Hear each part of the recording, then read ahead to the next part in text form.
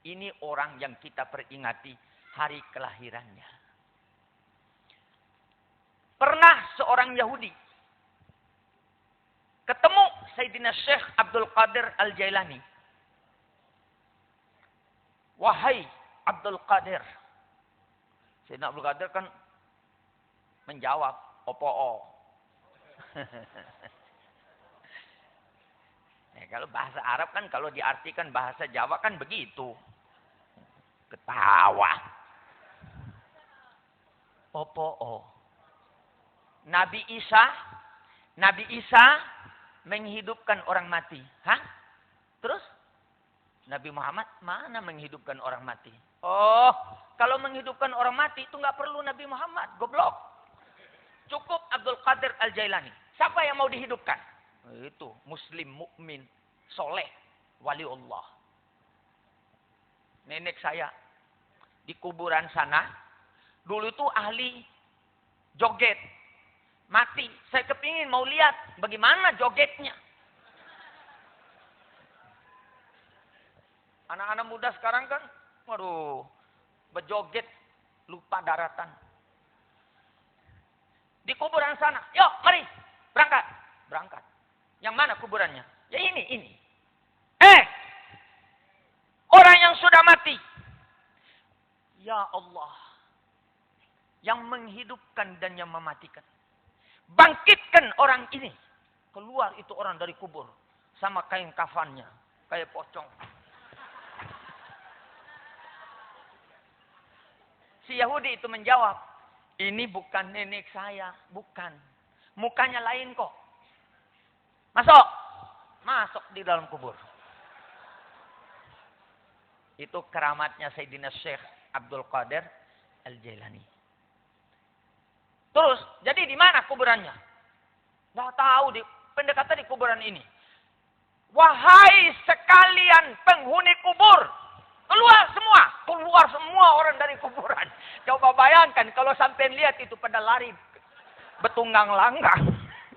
Tapi dasar Yahudi mau lihat kebenaran Islam. Satu sedang berjoget. Nenek dulu pernah dia cerai dari suaminya.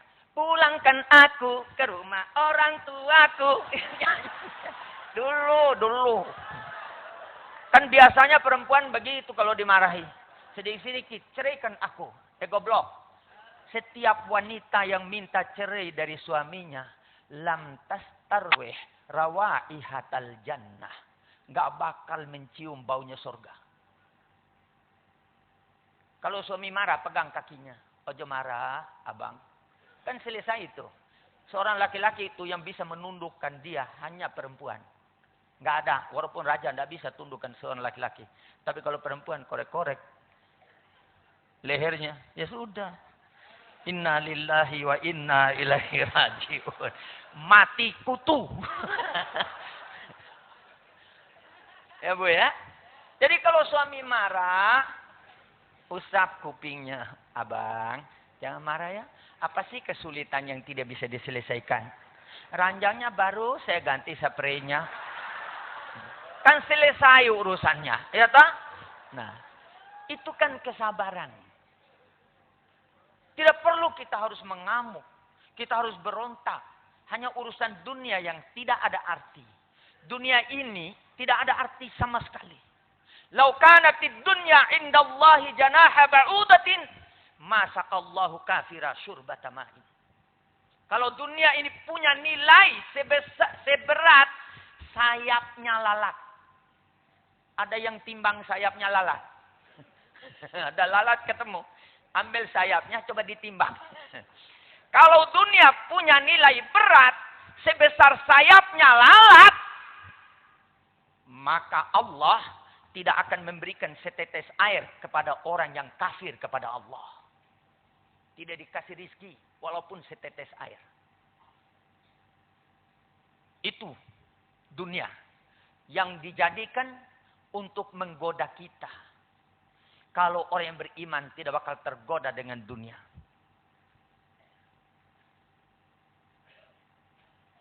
Bangkit. Itu nenek saya. Sudah. orang ahli kubur. Masuk semua kembali ke kuburannya. Jeblos, masuk semua ke dalam. Asyhadu an la ilaha illallah. Wa asyhadu anna Muhammadar Rasulullah. Kapan orang Islam punya keramat seperti itu? Saya tadi ketika mendengar pukulan rebana, itu baca burda itu kepingin hujan berhenti. Saya lihat hujannya nggak berhenti-berhenti. Belum keramat itu mereka ini rupanya. 100 ini belum keramat. Dulu saya terkenal dipanggil di Dompu waktu saya mengajar di Dompu Habib Hujan. Kalau ada negeri tidak turun hujan, saya injak bumi, ya Allah kasih turun hujan. Belum angkat kaki, sudah turun hujan. Saya dikasih julukan Habib Hujan. Waktu saya tinggal di Parung, hujan tiap hari. Yang disedihkan oleh saya, ketika waktu makan, hujan turun. Saya berkata kepada hujan, berhenti hujan! Hujan tuh berhenti. Anak murid saya berkata, Abah keramat. Keramat benar. Bukti kan? Saya berbicara pakai mic, suaranya jadi besar. Kan ini keramatnya saya. Satu saat saya mau pergi Jumat. Pas adzan hujan turun. Saya berkata, hujan berhenti. Dijawab oleh hujan. Ana makmur wa anta mukallaf. Saya diperintah untuk turun. Dan kamu diperintah taklif untuk melakukan Jumat. Mau pergi silakan. Syariat tidak perlu orang yang waktu hujan pergi Jumat. Sembahyang di rumah. Itu mukallaf. Jadi Islam yang diturunkan oleh Allah kepada Nabi Muhammad itu mempunyai keluasan yang sangat. Kenapa kita menyempitkannya? Hujan turun. Jangan pergi Jumat. Sembahyang dohor di rumah. Karena itu agama kita. Kenapa paksa diri? Oh, ada payung. Wa allaysa lil insani illa ma sa'a. Rupanya perlu usaha. Hadapi hujan itu dengan payung. Nangis hujannya. Waduh, tidak basah dia gara-gara aku.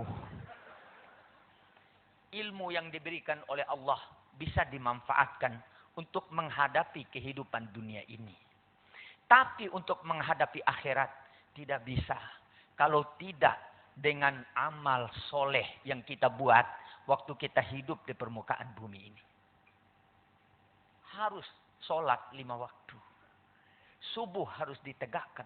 Apalagi subuh kita sholat, itu malaikat selangit diperintah Allah. Saksikan hambaku yang sedang melakukan sholat subuh itu. Betapa mulianya dan bahagianya kita orang Islam. Yang tidak diberikan kepada siapapun. Ini Nabi Muhammad.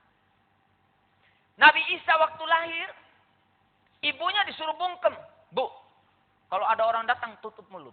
Itu kan bahasa kasar tuh. Nabi Muhammad tidak disuruh bercakap oleh Allah. Tapi memberikan senyum yang indah kepada ibunya. Lahir, ibunya nggak tahu. Sopo iki? Anaknya siapa ini? Itu ucapan Ibu Aminah ketika melahirkan Nabi Muhammad. Nggak tahu, keluarnya nggak tahu. Lah ibu-ibu teriak-teriak, ya Allah, kapan keluarnya? Aduh. Dokternya bilang, tahan napas. Tahan, keluarkan.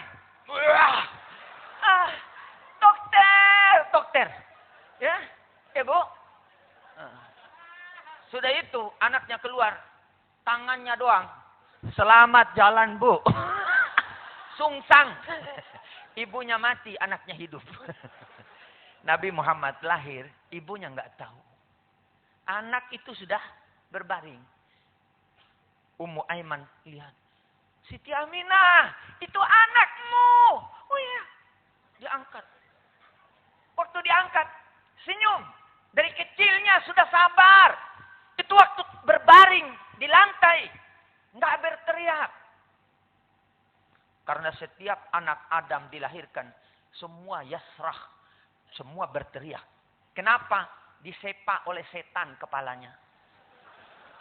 Makanya jadi rusak banyak. Jadi anak Adam kalau lahir, datang setan, cetak, disepak kepala kita itu. Hanya Nabi Muhammad yang selamat daripada sepakan setan. Karena ada Siti Maryam yang hadir waktu lahirnya Nabi Muhammad. Malaikat turun, bidadari datang dari sorga. Melihat kelahiran Nabi Muhammad yang sangat aneh itu. Diangkat dan dipeluk ibunya, dia kasih senyum yang indah. Ibunya langsung berkata, Muhammad. Karena nama Muhammad ini, sejak Nabi Muhammad 2 bulan di dalam perut ibu, dia sudah mendengar, fasammi ibnaki Muhammadah. Kasih nama anakmu ini Muhammad. Bukan dari Abdul Muttalib. Dari ibu Aminah yang diimpikan oleh Allah bahwa anak yang akan dilahirkan itu namanya Muhammad. Dipeluk oleh ibunya. Muhammad, Muhammad. Dia senyum. Sehingga tidak jadi nangis itu Siti Aminah. Tidak jadi nangis. Ya Allah, kok ketawanya cantik baby ini. Ya Allah, bagaimana kalau kita punya anak seperti itu ya? Itu Ahmad Musodik lahir teriak disepak setan. Mau jadi nabi. Innalillahi wa inna ilaihi raji'un. Digendong. Digendong. Aduh, gantengnya. Duh. Anak kita dilahirkan model. Ada yang segi 4, ada yang segi 3, ada yang bulat kayak nangka. Macam-macam. Ini sempurna. Sempurna. Indahnya Nabi itu kesempurnaan ciptaan Allah. Sampai umur 5 tahun. Waktu umur 5 tahun. Nabi Muhammad main-main dengan anak-anak. Ya, ada yang sedang bergandeng sama ayahnya. Pulang itu nangis sama ibunya.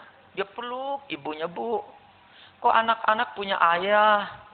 Saya punya ayah di mana? Ayahmu meninggal Muhammad. Waktu 2 bulan di dalam perutku, itu abangmu sudah meninggal. Dikuburkan di Madinah. Bu, kita pergi ziarah kubur ayah ya. Saya mau lihat kuburannya walaupun saya tidak lihat ayah. Bagaimana sih kira-kira seorang anak yang bisa seperti itu? Masih dalam umur 5 tahun.